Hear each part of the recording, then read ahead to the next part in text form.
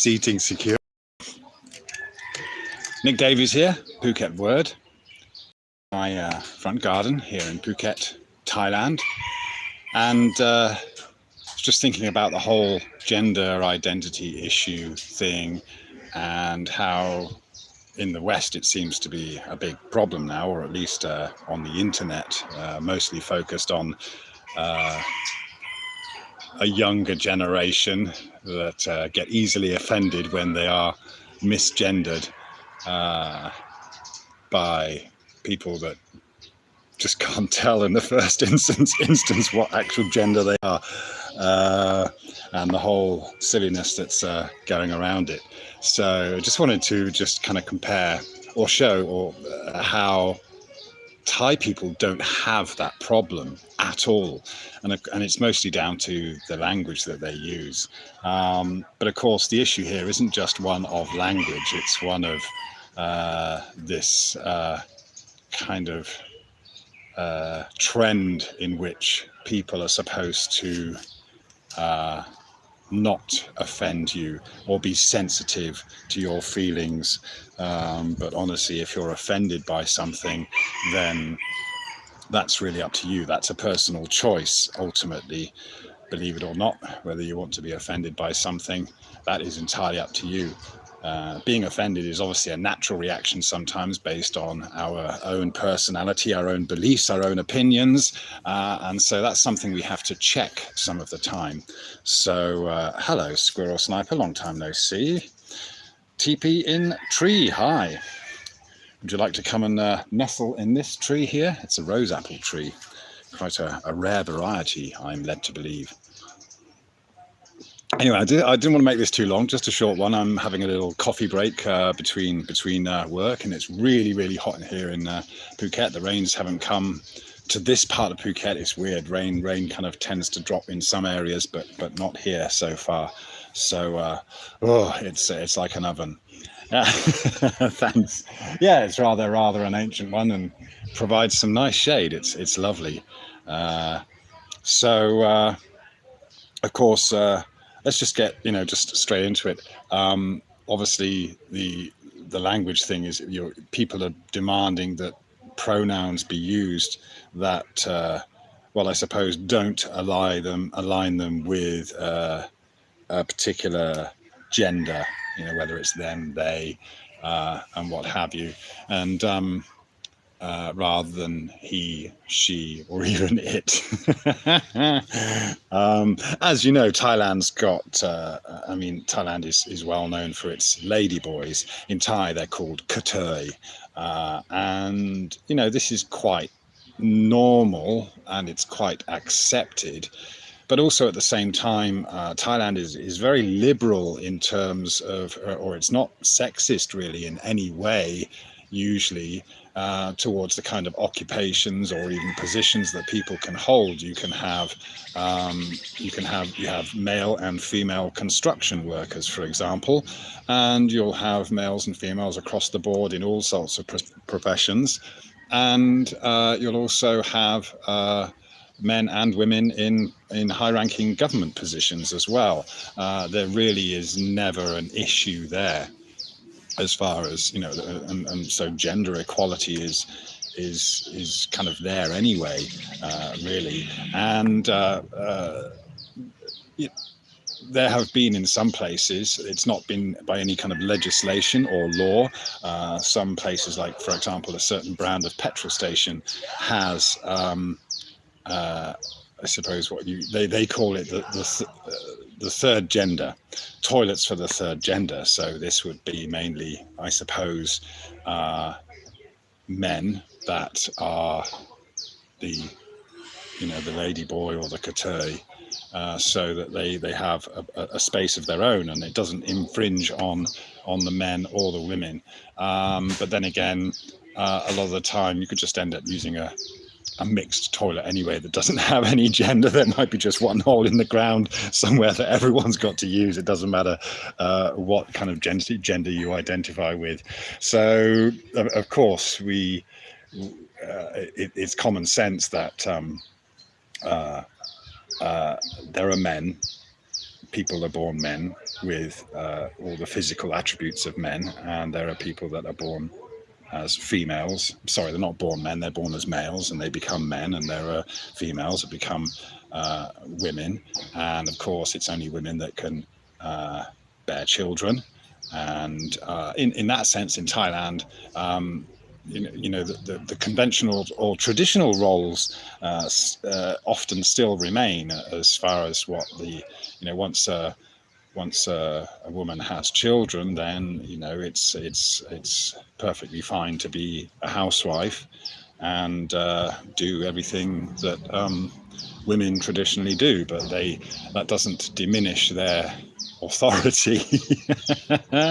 So deciding who wears the trousers in the house is not necessarily something that is assigned to a particular gender, but there are lots of traditional values that still hold true in that sense. But in general, there's no problem with if someone wants to identify as let's say a man wants to identify as a woman, and you'll often see tomboy, they call them tom here, so the man that cross dresses and may even go as far as having hormone replacement or surgery to an extent to have breasts. They might have breasts, but they still got a penis.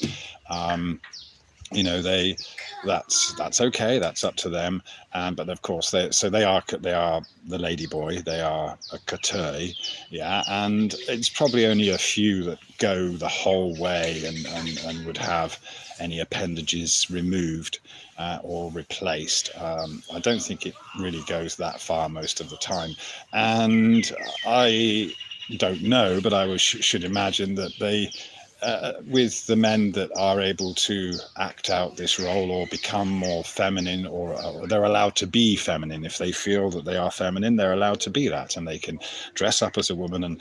And some lady boys can become very beautiful, and they take care of themselves, and they do a lot of the things that women do to take care of their own beauty. So you can be easily misled. In fact, the other day I was on the plane. I have just come back from a visa run to Penang. It's an island of Malaysia, so it's just an hour's flight away, but I had to go there and renew my visa. And on my flight was an older kind of Jewish, he might have been maybe my age or slightly older.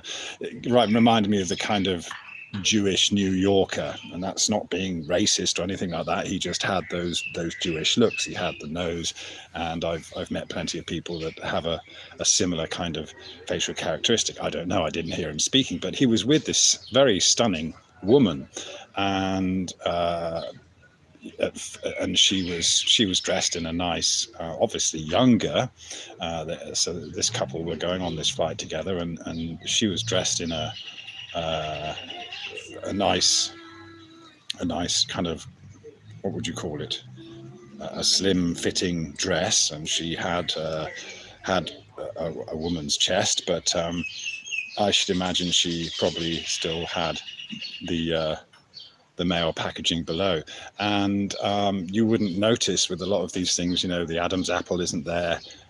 You don't see that. That's part of the procedure some of these lady boys go through, is to have that removed. And I suppose hormone replacement treatment can do a lot for that. Who knows?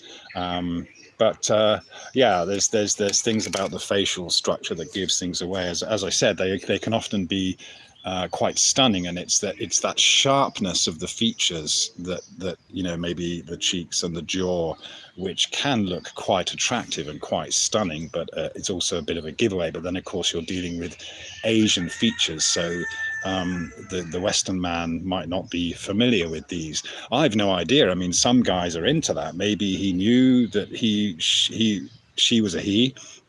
Or maybe he was just being strung along, and who knows what actually happens in the bedroom. That's it's not something I would have been privy to, but he was obviously enamored by his partner, and they seemed to be fairly familiar with each other, but maybe not as familiar as a couple that have been together a hugely long time.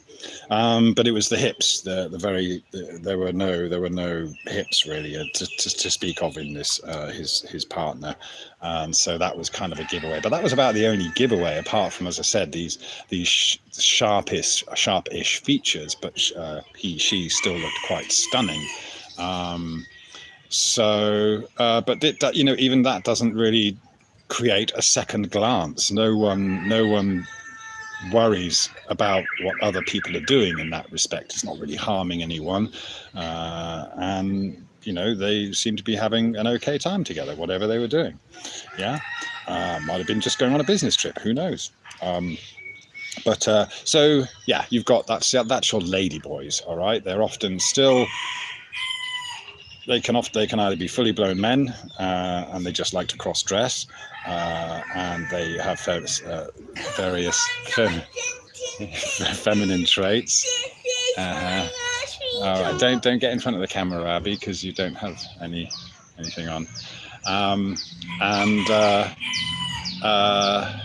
That's Katoi, yeah, ladyboy Katoi. And then you have your tomboys. So these are females that do their best to pass themselves off as men, and they're usually attracted to other women. So they'll adopt the clothes, and they'll short hair, and they'll try to flatten their chests as much as possible. Again, I don't think surgery is something that they necessarily would bother with, but you have some very loving, practical, homogenous, is homogenous the right word? I'm not sure, relationships between women and tomboys. And as far as I've known from the couples that I've met, that usually these tomboys, these women that are more masculine, they are very good at business. They are usually quite astute people. They have this ability, obviously, maybe to understand both men and women at the same time. So that actually makes them more smarter, more intelligent, and more able to deal with people. And again, it's not really a problem. So you'll often see couples that you can see that one is just a very nice, a genuine girl. The other one is still a girl, but is playing the male role. So they do, at least, whatever gender or gender identity the couples are, there is usually a man or a woman, or a male or a female role, as it were. Yeah. So and again, it just works fine. No one really raises an eyebrow. But the main point that I was thinking about here is the whole kind of pronoun thing. So the language in Thai means that the only pronoun you use for someone is you. It's the word you, and that is the word kun. So, for example, if someone was talking about me or talking to me, they would call me kun Nick, and I would also talk to them. It's just a polite way to address someone, male or female, or an adult. Obviously, there's that level of respect by the word kun, which basically means you. So you would say, kun John or kun Jane. Yeah, it doesn't matter what gender you're speaking to. You just call them kun in this polite way of saying you. There are other words for saying you, which is like one word is to say mung, and that's a very kind of impolite way, but obviously it's used with friends, and or if you're angry with someone, you would say, you wouldn't even say their name, but you just call them mung. But you could also say that among friends as well, just to kind of have a laugh and a joke with each other. It doesn't matter where there's no formalities required. Yeah. So okay, so the nice polite way to talk to someone is kun, and if they were a teacher, if they were and now, as I've gotten older, I've been called different things. So over the years, I've been called lung, which is uncle. Now that is kind of gender related. And then now these days, they call me papa. So I'm getting older. I'm above being an uncle now. I'm more of this kind of older figure. And so, yeah, it's funny because obviously you meet people in positions that are, younger and younger. So someone in their 20s would call me papa rather than lung these days. Yeah. And it's something you can have a bit of a laugh and a joke about. So anyway, at the airport, I was just having a bit of a joke because this lady was the lady at the one of the security ladies was, papa, put your things here. I'm like, papa, is lung uncle better? And she's well, and I said, well, I said, how old are you? She said, oh, I'm 26 or whatever she was. And I said, well, that's about the same age as my daughter. So okay, papa is fine. I suppose I've just got to graciously accept this me getting older. So there's always these terms of respect, basically, if ever you're addressing someone. So, but again, it's usually kun, and that doesn't really matter for the age. But if it's obvious that they are older, there's another word, p, which means older. Okay, so if I was, it's maybe a little bit difficult as you get older yourself and you're dealing with other people. But let's say you're in your 20s. You're an adult, and then someone's older than you. They're 5-10 years older than you, so you would call them P, P John, And if that person was maybe 10 or 20 years older than you, okay, Lung John, Uncle John, and so on. So you can just kind of judge it by generations, and no one's really going to take offence if you get it wrong, So. Okay, kun is again the kind of gender neutral one. So it doesn't matter who you're talking to. Kun, it could be a woman, it could be a man, and you just call them kun. And you would use their first name usually. You don't bother with the second name. So as I said, kun Nick, which you could translate as Mr. Nick, but then that's attaching a gender to it, which the word kun doesn't have. All right, that's that. It doesn't matter what gender you're talking to. And so then it doesn't matter about pronouns really in that sense. You're not going to misgender someone by calling them kun John or kun Jane, because it's both the same. It's just a polite term of respect. And so that's that. So what happens then is in the Thai language is that there are, if you're a male, or you identify as a male, then you just put the word krap on the end of pretty much everything you say as a respectful way of talking to someone. So, for example, to greet someone, to say hello, is sawadee. It's like good day, sawadee. So I would say sawadee krap because I'm a man. Doesn't matter who I'm addressing. I could be sawadee krap kun John. Sawadee Kap Kun Jane. So it wouldn't matter who I was addressing, but I would be saying krap because I'm a man or identify as a man. And if you're a woman, you would say, it doesn't matter who you're addressing, you would say Sawadee Ka. Ka is what the women put on the end of anything they say because they are a woman. Okay, so Sawadee Krap, Sawadee Ka. If you're a woman. If you're a man, so what you say Sawadee Krap. If you're a woman, you say Sawadee Ka. So of course, if a ladyboy or a katoi wants to show that they identify as a woman, they would just put ka on the end of whatever they say. So if I'm a male, but if I was identifying as a woman, I would say Sawadee Ka. And that would let everyone know that, okay, I identify as a woman. I don't expect you to assume or imagine or ask anything about my gender or my gender identity. I just tell you straight out by using that word ka for a woman, krap for a man. And so, for example, the word thank you. It's kop kun. So kun is you. Kop kun. All right, so I would say as a male, I would say kop kun krap, just as I would say sawadee krap. And a woman or someone who identifies as a woman would say kop kun ka. Okay, so if you're a ladyboy or a katoi that identifies as a woman, then you would say kop kun ka. And then that lets everyone know. And so it's simple, really. And again, it doesn't offend anyone. If I decide to say ka, then okay, all right. You, judging by the way I dress, they wouldn't imagine that I was,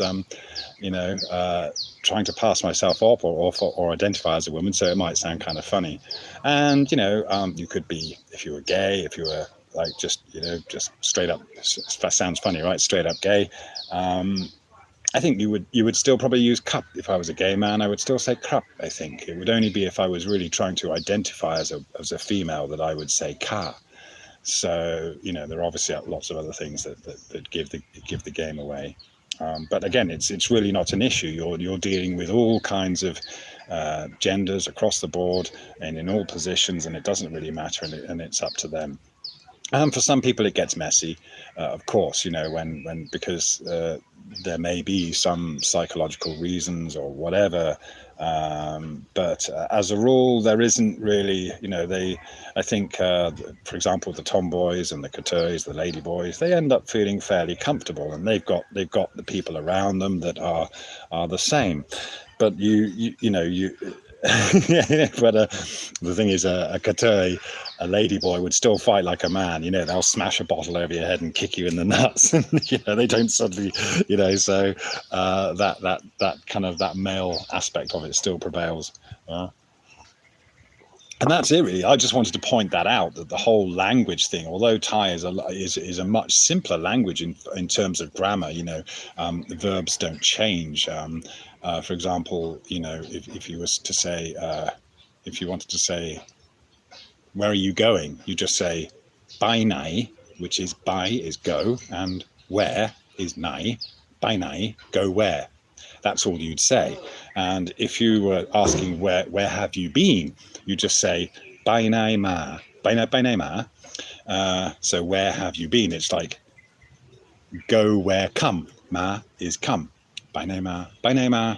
Sorry, this is a word that I actually mispronounced just now, and I said dog. So you can actually you can easily make that mistake just with the tone. Yeah, bai nai ma. Bai nai ma. Okay, ma is come, but ma is dog. Okay, all right. So it's very easy to get that mixed up, especially as you're a foreigner trying to learn the language. And there are so many other words very similar. You wouldn't be able to write them or distinguish them in English, but the tone would make all the difference. Yeah. But what I was pointing out there is that there's no change of the grammar. So where are you going is go where, and where have you been, where you've changed go into the present tense or present perfect tense. In this case, it's just go where come. And it still works. It doesn't create any confusion. It's quite simple to understand. Yeah. And so that's kind of it. Yeah. Let's just have a look through the comments here. Oh, hi, Glenn Salch. Yes, it's a rose apple tree, not actual apples. The shade is very underrated in Britain, is it, Squirrel Sniper? Might be back in the UK, maybe. It depends. I might be back in about 3 months. So if I do go back, I'll let you guys know. Ben Flat, hello, making coffee now. Hi. Yes. All right, well, I'm glad you could join me for that. Dale, what's that? Dale Yorhinger. How are you doing today, kind sir? Well, I'm doing very well, thank you, kind sir, or madam, or whatever you identify as, right? But I presume Dale is a man's name. Okay, early evening there, is it? Okay, homeless in America, 1 a.m. You're homeless. Well, you've got an internet connection and maybe a phone or a PC, so that's cool, huh? Ben Flat, 300, what's that, 307 here, and coffee ready. Okay. Peter Fallows, hello. All right, mate. And hey, you, yes, Ben Flat. Often, the Thais, when they try their best to kind of just, if they say it in English, they'll say what appears to be quite rude. Hey you. But in Thai, you'd be saying kun. You're trying to call someone, you don't know their name, and it's the politest way you can do it is say you. So that's why the Thais will say, hey you. RH, call me Papa one more time. Yeah, I don't know. I don't mind. I mean, yeah. Awakening Soldier, hello. Raising. Mike Dorman. Okay, nice to see you all. Thank you for coming in. Yeah. So I just wanted to cover that. I just wanted to.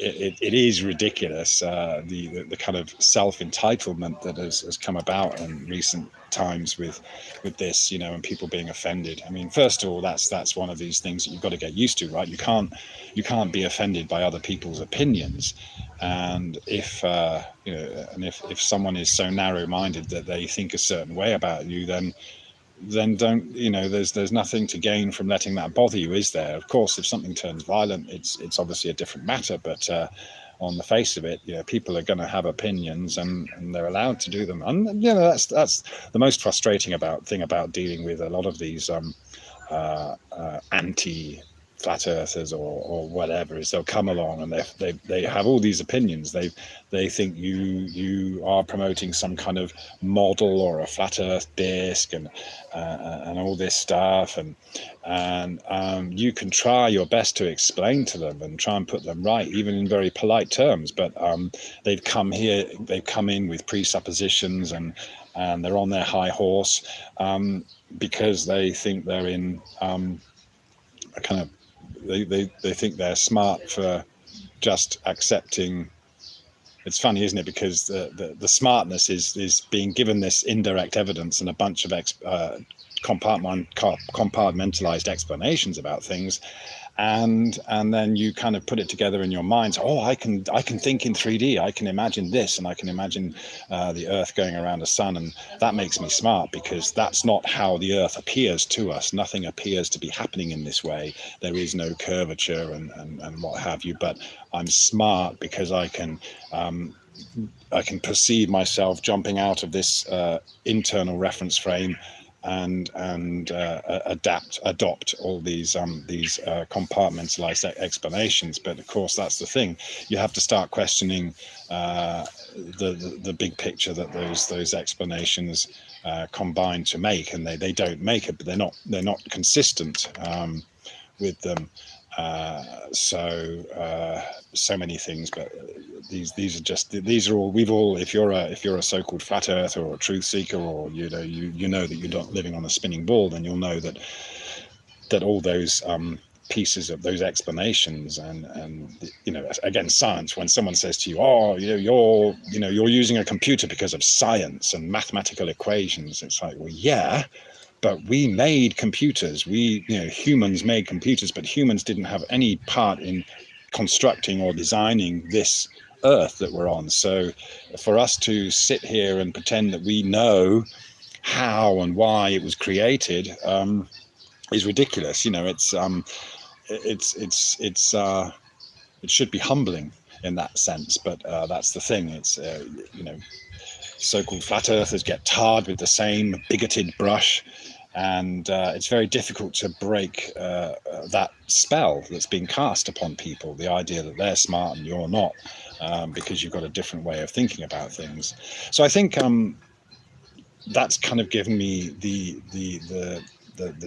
subject matter, or the title of a book I'm trying to kind of put together, basically a flat earth book, but something that would hopefully help people understand, or other people understand, what's actually happening in the mind, what goes on in the mind of a flat earther. All right, so that's kind of the title will be something along those lines. That's what I'm working on as I kind of squeeze it in between other work. So I think that's what the most important thing to do is, because you need to give people time to digest this on their own, rather than arguing back and forth. We're very familiar with the arguments, but even when you kind of try to respond, there's things going on in your mind, or you've been through certain processes and certain thinking, and that's not always apparent. You can't really always describe that in a quick retort to some comment from someone that just assumes you believe that we live on a disc flying through space, telling you that the flat Earth model is impossible, and things like that. So I think that's because that's it's all about using discernment, like saying discerning between science and the fact that mathematics is a language which you can describe scientific things with, but just like any language, you can convey facts and fiction. This is just a very simple thing to understand, that just because you can draw a circle or you can talk about radius and circumference, then, well, there's always more than one meaning to a radius or a circumference. You just try to say to someone that the entire map, or whether it's a globe or whatever, is based off one thing, and that's this radius from the North Pole to the equator.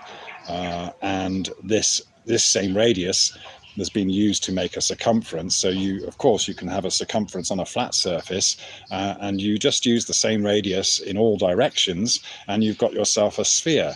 It's very simple, but it's all based on one particular measurement. No one's ever measured from the surface down to the center of this imaginary sphere, but that radius from the surface to the center of the imaginary sphere is exactly the same as it is from the North Pole to the equator. There's maybe, I think, about 20 odd kilometers difference between the figures based on the whole bulge and things like that should be apparent. So these are things that are immeasurable. They're just calculations. But that's the kind of discernment that's required, right? When you start looking into this, when you start questioning your own thoughts, your own beliefs, how and why do you believe things are a certain way? But it's very, very difficult, very challenging to get someone to even kind of start thinking like that if they've come with a particular mindset. And so I would say that's the challenge. A lot of these people come along thinking that they will be able to say something or present an argument that brings you back into the globe cult, whereas that's not the point. The point that they have to challenge themselves as an individual. This is all about individual journeys. That person has to challenge themselves as to how and why they believe certain things, or just discern between the difference between knowledge and belief. We can know things as a certainty because they are around us, but then there's a point where things become only a belief. You can't prove them, and it should be fine in any situation on the life journey to just accept that there are things you know and things you believe in. And I can believe in an ice wall. I don't know whether one exists, and to be honest, I don't necessarily subscribe to that so-called model. I have no idea. But of course, people demand measurements and this and what's this and your model. And it's like, well, no, there is no model. The globies are the ones coming along with a model that doesn't actually fit with reality, and then demanding that you come up with something different. And so, in a way, this does relate to the whole kind of gender identity thing, because you've got these, unless it's a very rare circumstance where you have someone who is born with both male and female genitalia, but they will either be they will either have a womb for having children, or they won't. They will either be predominantly male or female, and they just. But apart from that, we've got biological males and females, and any kind of identity fluidity between those two is entirely up to that individual, and that's the thing. You've got the biological thing, you've got the fact, and so you can apply this to the earth or science in general. You've got things that are tangible reality, the water and its level, for example. But then you can have, in your mind's eye, you can identify the earth as a globe. You're always going to have some kind of picture that is imaginary. It's conceptual because it goes beyond anything that we can actually know or experience. Yeah. So if we could apply this kind of disciplined approach to using discernment and kind of even Socratic kind of thinking, if we were taught to think in these ways, then we would be a lot more open. We would be a lot more critical of our own selves, but less critical of others, wouldn't we? That should be across the board, shouldn't it? So, what's that? Awakening a soldier. I rarely ever engage with the herd. Only go to town twice a month. They're all broken. Yeah, I know it. You know what though? Awakening soldier. In a way, it's kind of, don't you wish sometimes that you didn't think too much about all this, wouldn't it be nice to just, to be living that simple life, right? To not have gone to, sometimes you're jealous of these people that it doesn't concern them or they've never thought about it. Yeah. Proving what we were taught, you say, Ben Flat, with the lots of question marks. Yeah. Awakening Soldier, technically everyone is a flat earther. Yeah, we're having this experience in our realm. And of course, the thing is, Awakening Soldier, isn't it?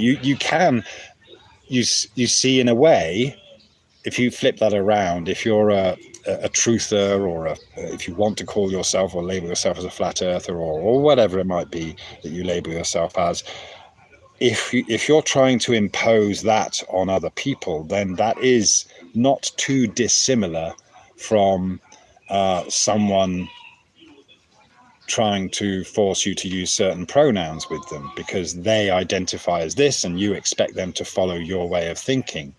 Now, I know that we're talking about something that's more about tangible, practical reality and these kinds of things, and there's an obvious lie being told about where we are, and there's a lot of questions that remain unanswered, but at the same time we can't expect people to be on the same level as us.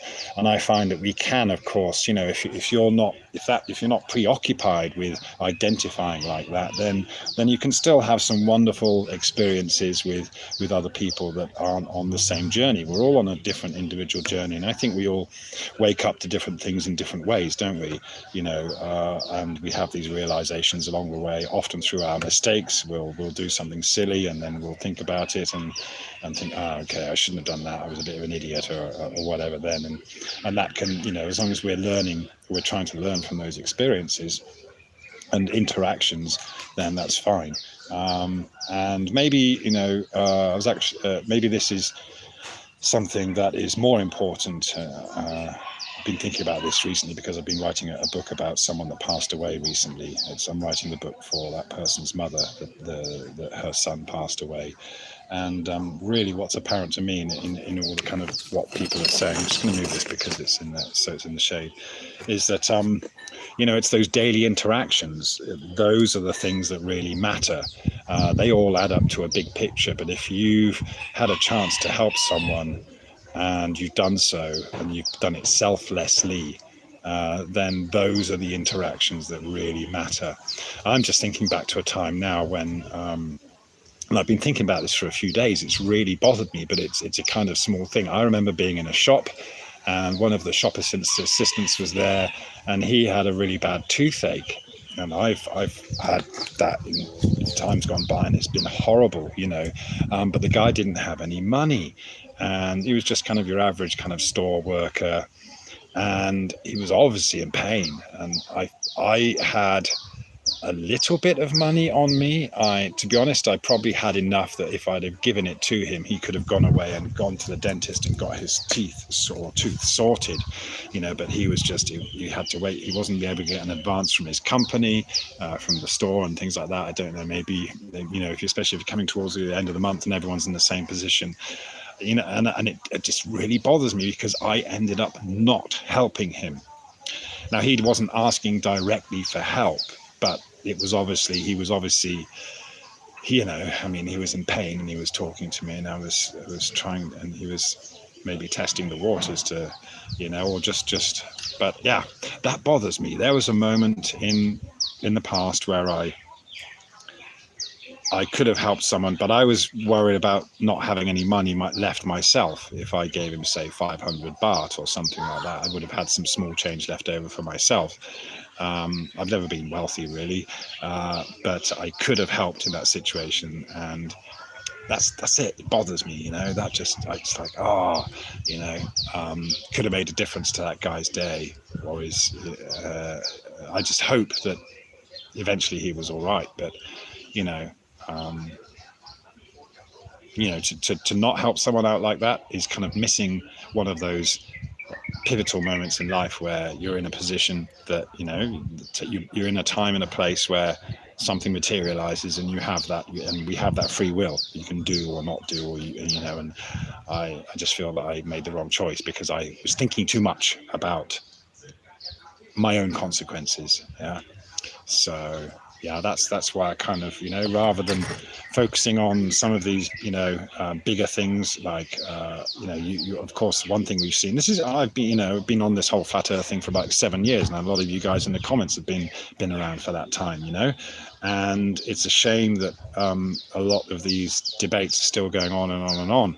Circular stuff, of course, new people are going to come to it all the time, and there is this, in a way, there's a bit of a sense of duty to kind of try and explain things to them, and hence that's why I want to write I'm doing a book on it, because then it's there in one format. You're not even having to go to drag, you've got to go and find it. It's a lot of work, right? Someone asks you a question, you've got to go and find that video. I answered this question before, and you go and find a video, and it takes 10 minutes to go and find through things and then explain things, and then that person isn't just listening, and to me, it's not about gotcha questions. It's not about winning an argument. And that's the mentality that we're dealing with sometimes. It's my model's better than yours, and I'm going to win this. And it's like, no, again, the challenge is to see if you can alter your thinking to detach from what we've been taught. Yeah. So I think in that sense, a book is very useful in that sense, because you can have it and you can leaf through it and you can go back and refer to those parts, whereas on the internet things just get lost in the millions and millions of videos that are posted each day, for example on YouTube. What's that, Mike? Doman? I think there's a difference though, Nick. We are trying to be honest with people and ourselves, where someone who wants to identify as what they are not are doing the opposite. Okay, yeah, I see your point. No, that's okay, Mike. You said you're a little bit behind, but that's fine. It's still kind of on point, right?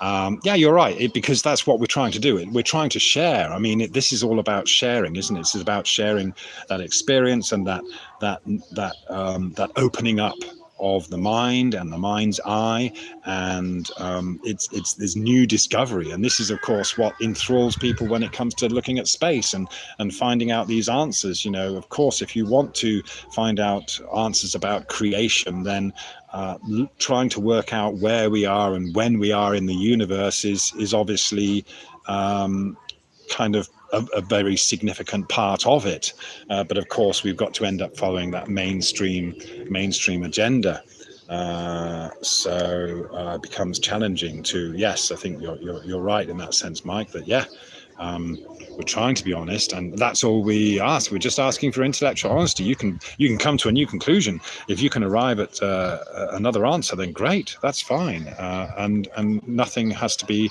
right or wrong. Yeah, and I keep saying I'd be happy because anything's possible in this realm, right? Anything is possible in this universe. So if the Earth turns out to be a globe because someone actually measured curvature, and it was a repeatable, measurable experiment, and one that can produce practical results every time, I'd be quite happy, absolutely happy to be living on a globe. There's no problem living on a globe. But of course, what we see is these contradictions. We see the cognitive dissonance. We see that, there's a compartmentalized experiment or explanation for this, but then there's another one for that. And you try to put those together and they don't work. That's the thing. So ultimately it becomes discerning between reality and concepts. And just talking about concepts is actually absolutely fine, isn't it? You can talk about what you want and conceptualize, but as long as you're not trying to ram that down someone's throat as being the truth. Yeah, the truth is we don't know. Yeah. Awakening Soldier. I never discuss where we live anymore. It's pointless. Yeah, I think you can kind of you can get there, can't you? You can come around to it fairly soon. I've met some, people put their feelers out. I've met people at the Elephant Sanctuary. I mean, people from all over the world, and you get a vibe for it. And sometimes they drop some clues in the conversation that for example, if it's talking about the whole Rona narrative and the tea drinking, people will kind of edge towards, they'll drop subtle hints to let you know that they are a bit more awakened than your average person that was queuing up to get the shots because they were scared of getting a common cold. So people will let you in on their opinions there, just to put their feelers out and test the ground. So and then you can take it further, but then you still come across that people might have woken up to that, but they still haven't got as far as, and it's also easy to forget, isn't it, Awakened Soldier, that, you know, how much we went through. And again, that's why I think it's important to put these down in these things down into a book, is because people cannot understand the thinking. They do not know how you actually started thinking in this way. And it was challenging, because it is challenging. It's something you have to really push yourself. It's like anything. If you want to be good at something, you know, whether it's an athletic ability or mental ability, then you actually have to work at it. You might have a certain skill or predisposition to being able to do certain things in a certain way that other people can't do, but you still have to work on that, don't you, in order to progress and mature fully. Yeah. What's that, Mike Dominant? Exactly, Nick, we don't know, and that's more triggering to some people than, yeah, of course, not knowing. It's very scary. It is very, you know, I found this too. Of course, you know, even questioning NASA, you know, my get sweaty and your heart's pounding because you're questioning this authority, and it's, you're thinking to yourself, how can I be questioning this stuff? Yeah. I'm just going back a bit. Awakening Soldier says they love to say it's round, a pizza, a dinner plate, a frisbee, it's round. They'll never say it's a ball because it sounds ridiculous. True. Yeah, and of course, you know, if you think about it, for example, you know, horizons. I spent so long looking at horizons and perspective and things like that. Well, the thing is, you know, horizons and what they are supposed to be as far as geometrical curvature is obviously a fundamental assumption for the globe. But when you realize that horizons don't prove anything, because I mean, it wouldn't matter what shape the earth is, whether it could be concave, flat, convex, horizons wouldn't change. I mean, obviously the earth is vast anyway, but the way our perspective works across a certain distance, that's just what horizons are. They're just it's just that apparent convergence that's happening in our eyes. It's an optical thing, so it's totally unrelated to the shape of the earth. But of course, that's the thing. That's why there's a focus on it. Same with gravity. Gravity is just we could argue for eternity about what actually makes things sit on the ground. I like to think of things just as being at rest. And yes, you can weigh them, but you take them away from being at rest, and there's this acceleration. You can talk about forces and all that stuff, but ultimately, so what? It doesn't matter. It's just the way things are. And they have to be this way. I mean, if we were moving in any respect, then you would get, you know, water and all those levels of density would disappear. Because when you do that in an aircraft or something like that, and you throw things about, then you know, water and all, and you could what do they call them? Density towers. Those density towers just get all mixed up. So the way I see it is that I don't presume that we're moving. The Earth is moving on anything in order to create these layers of density, as far as I can tell. Or again, I'm open to having my mind changed. But there's always going to be a limit to what we can know. But as far as I can tell, you get layers of density when everything is settled. When you start moving things about, whether you're accelerating them in this or that direction, or changing direction, or making them free fall, then everything just gets jumbled up, and there are no layers of density. So to me, that definitely shows that we cannot be spinning around the sun at the ridiculous speeds that they tell us, because in many ways we would have to be accelerating around and orbiting and what have you at a greater rate than any so-called gravity could keep up. Yeah. So but ultimately, to be honest, it doesn't matter.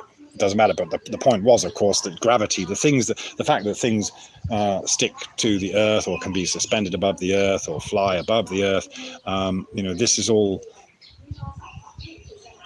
such a focal point for the globe, because obviously you need something to do what would be otherwise physically impossible, to stick to the outside of a spherical earth. It just doesn't make sense. It doesn't register with our subjective and objective experience on this earth, with water and that flows and things like that. So you know, water always flowing downhill shows that we can't be on a globe. Yeah. It's as simple as that. But of course, gravity is such a big thing. Because the globe model or whatever requires some extra special external force to have us do what would otherwise be physically impossible.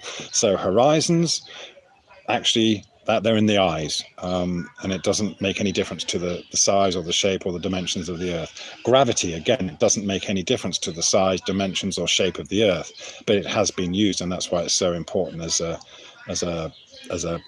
part of the globe model or concept. Yeah, but yeah. Okay, 7 years ago for you as well. Yeah, yeah, yeah. So yeah, we obviously gone off topic here. So just back to that whole thing. There's always a way to find a neutral way to not be offensive. Yeah. So when it comes to opinions and beliefs, yeah, it's okay to just let someone know your. We'll just go back to that whole gender thing. Yeah, your gender preference, what you identify with, but there's no demand that people address you in any other way than just a polite way of saying, hello, you. Yeah. What's that, Billy Zig? Hi, Nick. I published a Flat Earth novel in 2019, and despite the attacks I've received from the trolls, it's been an awesome experience. All the best, and I look forward to it. Oh, thank you very much. That's great. I mean, I'll look out for that as well, Billy Zig. Yeah, nice one. I'm sure that's the thing. There's so much out there. There's so much content. It's I feel bad, not being able to keep up with people, but it's. There's so many people doing so many, everyone's got their little area of expertise, and it's difficult to give kudos to any and all of those people doing that. And I wouldn't be where I am if it wasn't for a whole bunch of other people pointing things out. Yeah. Okay. So Billy Zig, it's called the Elusive Curve. Okay, everyone, look out for that novel by Billy Zig. I'm sure you've got some references on your channel. Yeah. Flat Earth novel. Elusive Curve. All right, I'll look out for that myself. Thanks for bringing that to our attention. Yeah, that's a good one. So yeah, I think I'll wrap it up for there now. And just wanted to share that with you. That oh, that's your typo. Okay, type it in there properly. Unless is it supposed to be just Elusive Curve? But go ahead. Okay, it's called The Elusive Curve, a modern day quest to discover another world. Oh, wow. Okay, there you go. All right, one more time. Go and check out Billy Zig's novel, a Flat Earth novel, The Elusive Curve, a modern day quest to discover another world. Nice one. Sounds great. I mean, we got people going. Well, let's see, off to beyond the southern perimeter, or is it north, or let's see. It's on Amazon. Okay, sweet. Okay, all right, nice one. And what's that? Awakening Soldier. God made much to be a mystery. We are far off from his scope of knowing. Otherwise, nothing would be unknown. Much is beyond our grasp, and I'm okay with that. Yeah, likewise. I think there is this, of course, this feeling of frustration, and that's part of the process. You want answers. Why is it happening? Why am I suffering this way? Why is all this happening to me? And sometimes you can, I want answers. I want to know, and sometimes that can bring about some very drastic events. So I'm going to cut this off because I'm so am I getting a code for? Okay, I gotta go. Let's just end this thing. I'll call that person back, and let's just end this now because I gotta work. Okay, so you'll take care, and we'll catch up soon. Okay, cheers.